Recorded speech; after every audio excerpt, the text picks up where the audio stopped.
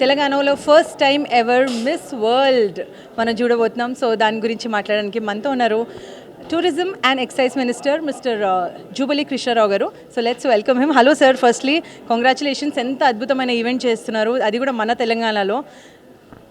ఏమంటారు మీరు?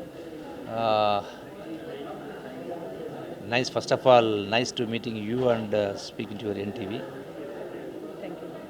ఇది అంతర్జాతీయ ఈవెంటు హైదరాబాద్కు తెలంగాణ రాష్ట్రానికి రావటానికి ప్రధాన కారణం గౌరవ ముఖ్యమంత్రి రేవంత్ రెడ్డి గారు వివిధ రాష్ట్రాల నుంచి పోటీ ఉన్న, వివిధ దేశాల నుంచి ఈ పోటీని మా దేశంలో మహారాష్ట్ర ఉన్నా కూడా వాళ్ళందరినీ కాదని హైదరాబాద్ తీసుకురావడంలో వారు సఫలీకృతులు అయిన నెంబర్ 1.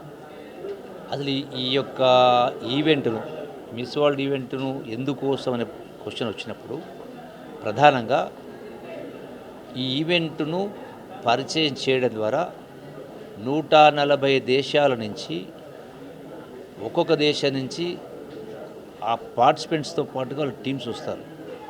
వాళ్ళతో పాటుగా 140 దేశాల నుంచి సుమారుగా 3000 మంది మీడియా ప్రతినిధులు వస్తారు.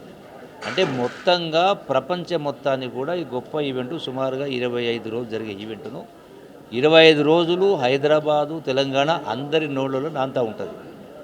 సో దీని ద్వారా ప్రపంచ దేశాల నుంచి పర్యాటకులను రప్పించి తద్వారా రాష్ట్ర ఆదాయాన్ని గణనీయంగా పెంచే ప్రయత్నం చేస్తూ, దాంతోపాటుగా రాష్ట్రంలో ఉన్నటువంటి నిరుద్యోగ యువతీ యువకులకు ఉద్యోగ ఉపాధి అవకాశాలు కల్పించడానికి దోహదపడుతుంది. ఆ కోణంలో చూడాల. రెండవది, రాష్ట్రంలో ఉన్నటువంటి మన తెలుగు సంస్కృతి కావచ్చు, తెలంగాణ సంస్కృతి కావచ్చు, రాష్ట్రంలో ఉన్నటువంటి గొప్ప గొప్ప చారిత్రక కట్టడాలు కావచ్చు, దేవాలయాలు కావచ్చు, గొప్ప గొప్ప ప్రాంతాలు, చూడముచ్చటగులు ప్రాంతాలు, వాటిని చూపించడంతో పాటుగా వివిధ రకాల కళాకారులు, వివిధ రకాల కళారూపాలు ఉన్నాయి. వాటిని కూడా ప్రపంచానికి పరిచయం చేయడం, వాటి ద్వారా ఆ కళాకారులకు కూడా వాళ్ళకి ఎంతో కొంత తద్వారా ఆదాయం వచ్చేటువంటి ఏర్పాటు, ఇది ప్రధాన ఉద్దేశం, లక్ష్యం.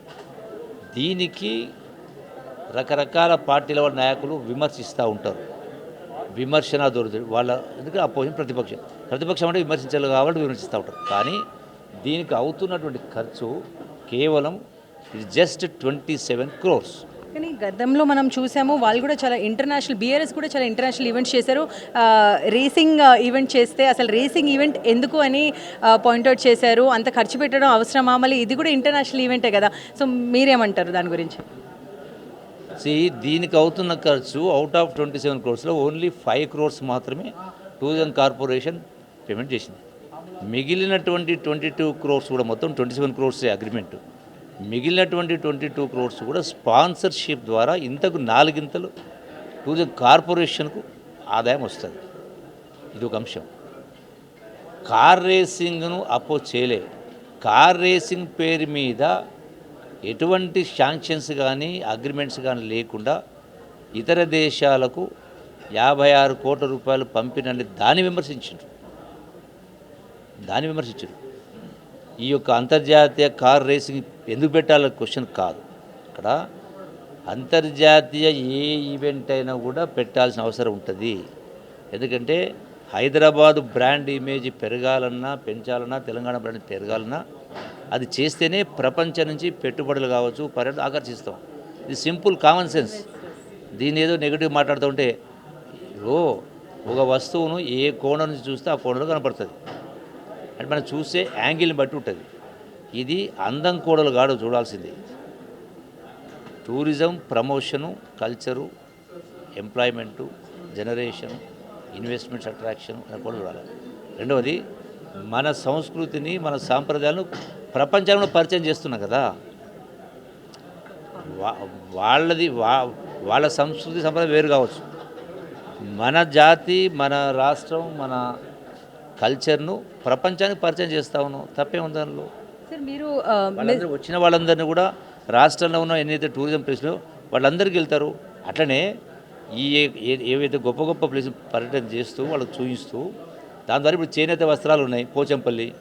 ఆ పోచంపల్లి చేనేత కార్మికులు వాళ్ళు తయారు చేసేటువంటి చీరలు కావచ్చు, ఇంకోటి కావచ్చు, వాటన్నీ కూడా మార్కెటింగ్ చేయడానికి పనికి వస్తుంది. అట్లాగే హస్తకళలు ఉన్నాయి. హస్తకళలు చేసే వాళ్ళు కూడా వాళ్ళకి ఆదాయం జనరేట్ అవుతుంది. మనం ఆ స్పృహతో చూడాలా. రెండవది, మీరు లక్షల కోట్ల అప్పు చేస్తుంది, ఈ ప్రభుత్వం తీర్చాలి. ఎట్లా తీర్చాలంటే ఆదాయం జనరేట్ కావాలి. మళ్ళీ ఆదాయం జనరేట్ కావాలంటే మంత్రాలు చదివితే వస్తుందా? ఇటువంటి అంతర్జాతీయ ఈవెంట్స్ కూడా ఏర్పాటు చేయాలా, చేసిన దానికి అభినందించాలా. ఇది తీసుకురాకపోయి ఉంటే తప్పు పట్టేది ఉండే. ఇప్పుడు బెట్టింగ్ యాప్స్ ప్రమోషన్ మీద అసలు చాలామంది సెలబ్రిటీస్ కూడా బెట్టింగ్ యాప్స్ ప్రమోషన్ చేస్తున్నారు, అరెస్టులు జరుగుతున్నాయి. ఏమంటారు మీరు యంగ్స్టర్స్కి? నేను ఒకటి, అందుకనే మన సంస్కృతి మన సాంప్రదాయాలు, కల్చరు ధ్వంసమైనవి. వాటిని పునరుద్ధరించాలి. Life is precious. జీవితం ఒకటే. యువత పెడదారిన పెట్టకుండా చదువు, నైపుణ్యం, క్వాలిటీ ఎడ్యుకేషన్, వీటన్నిటిని ధైర్యం, సాహసం, దాంతోపాటుగా సేవాభావం, వీటన్నిటిని అలవర్చుకునే కార్యక్రమం చేయాలి తప్ప జీవితం అనేది ఒకటే, మళ్ళీ పునర్జన్మ ఉండదు. నేను నమ్మ. సో కాబట్టి ఉన్న ఒక జీవితాన్ని సార్థకత చేసుకునే దిశగా పోవాలి తప్ప తాత్కాలిక ఆవేశాలకు పోయి ఇటువంటి డ్రగ్స్ బారిన పడి జీవితాన్ని నాశనం చేసుకోవద్దని విజ్ఞప్తి చేస్తా ఉన్నాను. అండ్ బెట్టింగ్ యాప్స్లో చాలామంది సెలబ్రిటీస్ కూడా ఉన్నారు, వాళ్ళకి ఏం చెప్తారు మీరు? ఎందుకంటే వాళ్ళు కూడా ప్రమోషన్ చేస్తున్నారు. అందుకే నేను చెప్తే కదా, కల్చర్ ధ్వంసమైన కారణంగా. కల్చర్ అంటే ఇక్కడ కల్చర్ అంటే సాధారణంగా ఎడ్యుకేషన్ అంటే క్వాలిటీ ఎడ్యుకేషన్ అంటే నిజాయితీ, పట్టుదల, జీవన విధానం, సంస్కృతి, ఇది నేర్పేదాన్ని విద్య. అది పోయి లోపించింది. అందుకే అటువైపు మరల్చాలా. Thank you. జూబిలీ గారు ఏమంటున్నారంటే అసలు లైఫ్ ఇస్ చాలా ప్రిషియస్, బెట్టింగ్ యాప్స్ మీద ఇంకా డ్రగ్స్ వైపు వెళ్ళి చాలామంది యంగ్స్టర్స్ చెడిపోతున్నారు. సో అలా కాకుండా మన కల్చర్ని మనమే కాపాడుకోవాలి. కెమెరామెన్ అలీతో తరుణ, ఎన్టీవీ, హైదరాబాద్.